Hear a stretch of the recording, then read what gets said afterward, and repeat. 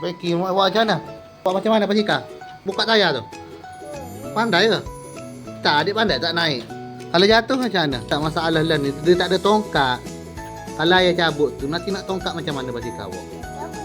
Nak tongkat lah tengok motor kakak. Motor Pasika kakak apa semua tu. Cabut yang tu, terbalik je lah Pasika awak nanti. Tak ada tongkat.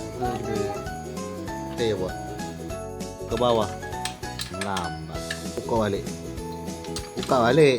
Buka atas, ketakkan balik tu. Ha, gitu. Buat macam ni. Ha, macam tu. Nah, buka. Molek tangan tu. Skru dulu. Kenapa? Pusing skru tu dulu. Okey. Apa cabut? Okey, ha, cabut. Masuklah lubang dia dulu tu yang tu. Tak, tolak dulu, tolak besi tu. Terbalik. Ni. Okey. Ha, pusing. Pandai tu pusing skru. Tangan dulu baru pusing dengan pusing kat anu. Tu. Buatlah. Pusing letak betul. Ha, betul. Ha, pusing lagi. Pandai tu. Boleh baik kiri basi kadir dia dah.